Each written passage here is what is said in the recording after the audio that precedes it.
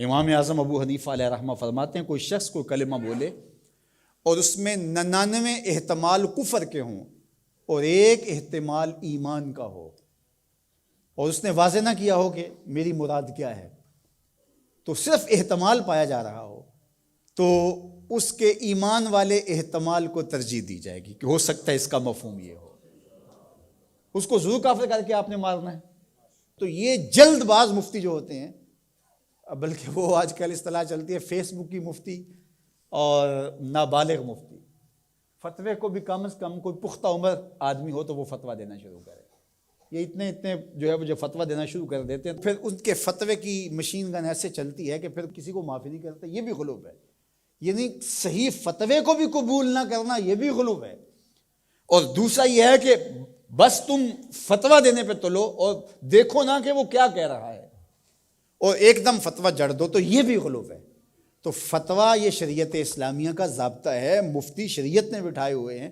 حضور کے زمانے میں اور حضور علیہ السلام کے بعد باقاعدہ صحابہ مسائل بیان کرتے تھے، فتویٰ دیا کرتے تھے، لیکن حضرت صدیق اکبر رضی اللہ تعالیٰ عنہ کا زمانہ آپ دیکھیے، آپ نے 7-8 لوگوں کے علاوہ کسی کو جو ہے وہ اجازت نہیں دی تھی کہ وہ فتویٰ دے۔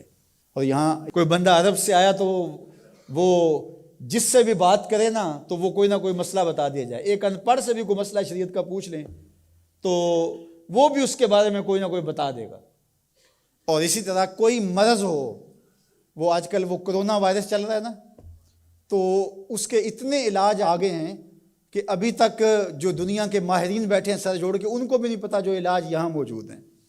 کوئی کہتا ہے پیاز کھاؤ تو ختم ہو جائے گا، کوئی کہتا ہے فلاں چیز کھاؤ تو ختم ہو جائے گا۔ تو وہ کوئی بندہ عرب سے آیا یہاں، تو واپس جب گیا تو کہا کہ آپ وہاں گئے تھے بر صغیر میں، تو وہاں کے لوگوں کے حوال سناؤ، تو اس نے کہا کلو طبیب کلو مفتی، سارے کے سارے ڈاکٹر ہیں اور سارے مفتی ہیں۔ فتویٰ بھی ہر بندہ دیتا ہے اور ہر بندہ جو ہے وہ کوئی نہ کوئی نسخہ بھی بتا دیتا ہے۔ میں ایک دن لڑکوں کو بتا رہا تھا کہ میں شوگر کی وجہ سے، وہ ظاہر ہے یہ ایک ایسا مرض ہے کہ جو ظاہر ضرور ہو جاتا ہے، کہیں چائے ہو تو جی یا اس میں چینی نہ ڈالنا، یہ چیز نہ دینا، تو پتہ چل جاتا ہے شوگر ہے۔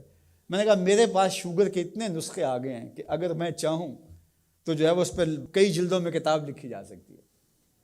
تو یہ نہیں ہے، یہ اسی کا حق ہے جو اللہ کے محبوب علیہ الصلوۃ والسلام نے صحابی سے فرمایا کہ جاؤ فلاں ڈاکٹر، اس زمانے کا طبیب تھا، فرمایا اس کے پاس جاؤ، وہ تمہیں کھجوریں دے گا۔ یعنی علاج بھی خود بتایا لیکن فرمایا اس کے پاس جاؤ۔ اللہ اکبر، یہ میرے حضور نے راہ عمل دیا، اور اگر میرے حضور اس کے پاس نہ بھیجتے، کسی ڈاکٹر کی دکان ہی نہ چلتی، کسی حکیم کا کاروبار ہی نہ چلتا، تو تم میڈیکل سٹور سے لے کر دوائی نہیں کھا سکتے، تمہیں ڈاکٹر اور طبیب کے پاس جا کے جو ہے وہ لینا پڑے گا۔ تو یہ فتویٰ بازی اور فتویٰ یہ دو الگ الگ چیزیں ہیں۔ یعنی ایک طبقہ وہ ہے کہ جو اس غلو میں آ جاتا ہے کہ کسی کی زبان سے کوئی بات نکلی نہیں ہے، اس کا مفہوم بھی واضح نہیں ہوتا تو اس پہ فتویٰ دے دیتے ہیں۔ اور دوسرا طبقہ یہ ہے کہ وہ صحیح فتوے کو بھی رد کر دیتے ہیں، یعنی وہ کہتے ہیں چھوڑو جی یہ فتویٰ بازی ہے، یہ وہ فتویٰ بازی کہہ کے شریعت کا کوئی پھر مسئلہ ہی نہیں بتا سکتا، پھر مفتی ہوتا ہے کس لیے ہے؟ تو مفتی کا تو کام فتویٰ دینا ہے، جہاں غلطی ہوگی تو وہ بولے گا کہ یہ غلطی ہوئی ہے، اس کی اصلاح کی جائے۔ افراط و تفرید کے یہ دو راستے ہیں کہ کچھ لوگوں نے شریعت کو اتنا آسان لے لیا، اتنا سہل لے لیا کہ جو مرضی کرتے رہو، اور وہ کیا کہتے ہیں جی دین میں کوئی جبر نہیں ہے، اور آیت کیا پڑھتے ہیں لا اکراہ فی الدین، دین میں کوئی جبر نہیں، حالانکہ اس کا یہ مفہوم ہی نہیں ہے جو لوگ لے رہے ہیں۔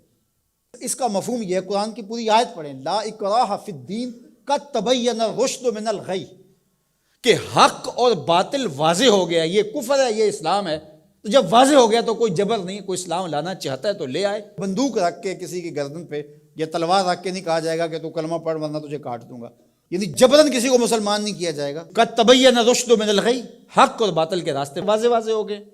لیکن اس کا یہ مفہوم لوگوں نے لے لیا کہ دین میں کوئی جبر نہیں ہے، مطلب کیا کہ جو مرضی کرتا پھرے۔ میاں جب تم اسلام لے آئے ہو تو پھر اسلام کی پابندیاں تو تمہیں قبول کرنی پڑیں گی۔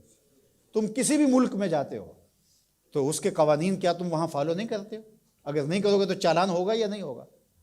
جب آپ نہیں گئے تھے تو آپ پابند نہیں تھے، آپ کسی کالج میں، یونیورسٹی میں، کسی ادارے میں آپ داخلہ ہی نہیں لیتے تو آپ کو کوئی پوچھے گا ہی نہیں۔ جب داخلہ لے لیا تو پھر اگر لیٹ آئے تو پھر بھی سرنش ہوگی، وقت سے پہلے چلے گئے پھر بھی پکڑ ہوگی، اس لیے کہ اب تم داخل ہو۔ جب تم اسلام میں نہیں تھے تو لا اکراہ فی الدین، لیکن جب تم نے کلمہ محمد عربی کا پڑھ لیا ہے تو پھر تمہیں نماز بھی پڑھنی ہوگی، تمہیں روزے بھی رکھنے ہوں گے، اور تمہیں شریعت کے احکام کو اپنے اوپر نافذ کرنا ہوگا۔